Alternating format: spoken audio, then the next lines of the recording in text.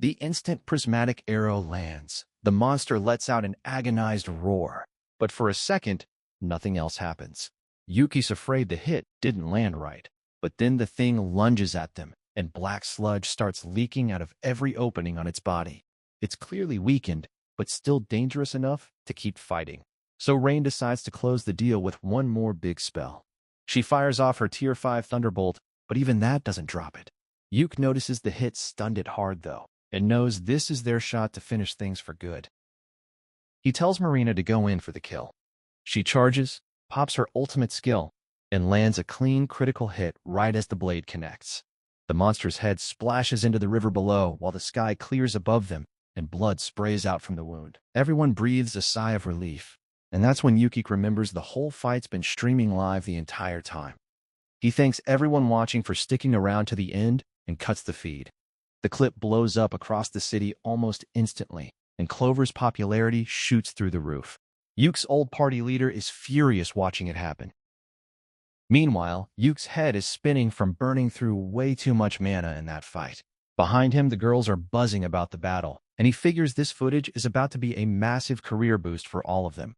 He walks over to congratulate them on a job well done, then adds that they're all getting scolded later for ignoring his orders. They fire right back that he's the one getting the lecture, since he was about to sacrifice himself, and there was no way they were letting that slide. Yuke realizes it's 3 against 1, and there's no winning this argument. So he just says they'll go over everyone's mistakes later.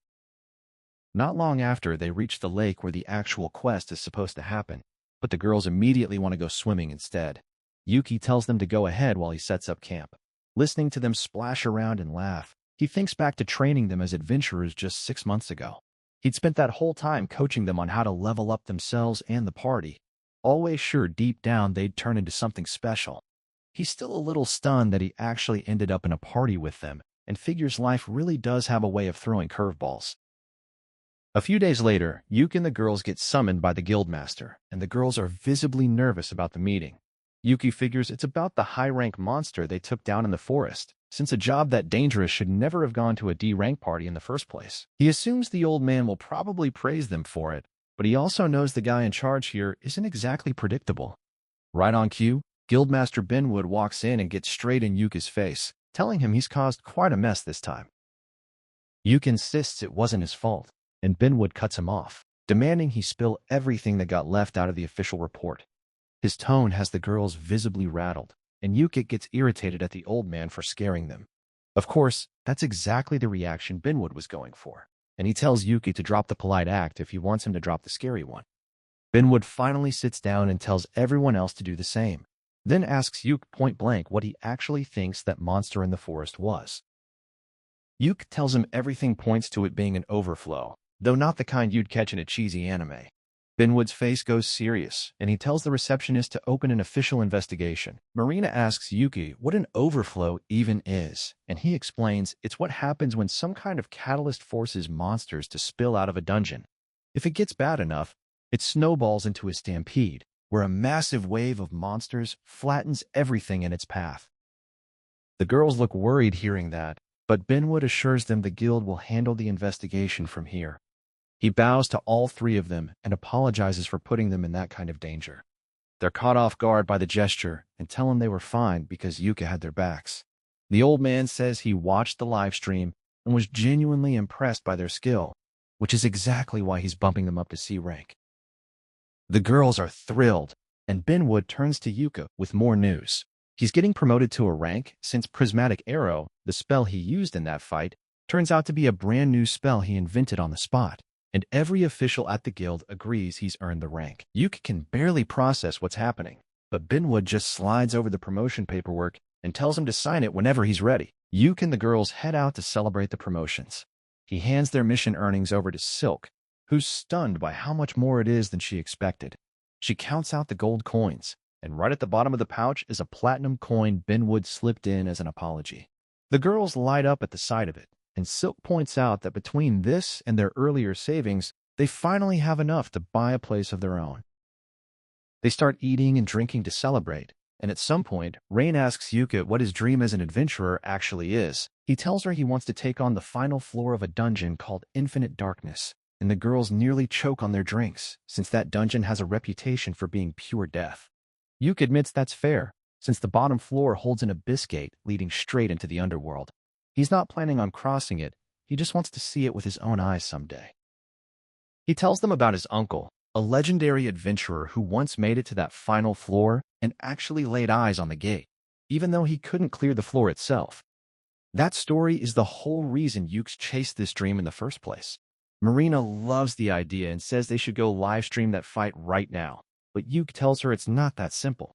First, they'd need to hit a rank as a party, and on top of that, they'd need government clearance just to set foot in the dungeon. That gets the girls fired up, and they promise him they'll get strong enough to take that dungeon on together someday.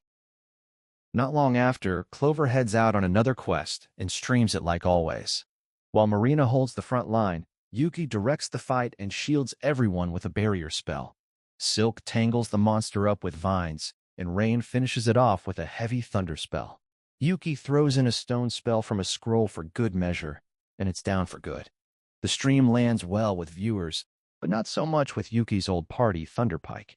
They're jealous of Yuki's success, but honestly, more worried about how far they've fallen. They pin all the blame on the new archer who joined them, calling him dead weight. Their mage has also been avoiding going out with them lately since getting hurt, and she keeps falling behind on missions. They start wondering if maybe they should just beg Yuke to come back, since missions never used to fall apart like this when he was around. They even talk about cutting the mage's pay since she's becoming useless, and throwing a bit more money at Yuke to sweeten the deal for a return. Meanwhile, Yuke and the girls get back to town from their quest and are surprised to find Thunderpike's leader, Simon, waiting right at the door. Yuke tells the girls to head in and check in with the receptionist while he deals with this. They slip inside quietly, and Yuke asks Simon what he wants. Simon invites him for a drink to talk, but Yuke turns him down, saying he's worn out from the quest. He starts walking past, but Simon grabs his attention and asks him to stay a second. Thunderpike's whole crew, Marina included, is anxiously listening from just inside the door as Simon brings up their old friendship and the dream they once shared of reaching the Abyss Gate together. He tells Yuke he'd need to be in an A-rank party to even attempt that, which means he should come back to Thunderpike. Yuku shrugs him off and says he's the leader of Team Clover now, and he's not walking away from them. That sets Simon off, and he tries guilting Yuke by pinning Thunderpike's downfall on him leaving. Yuke just tells him to grow up and handle his own problems like an adult.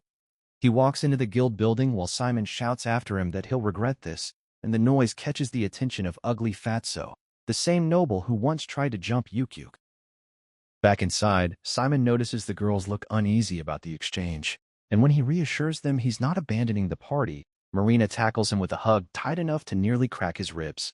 He manages to pry her off after a struggle, and they all head out to grab drinks.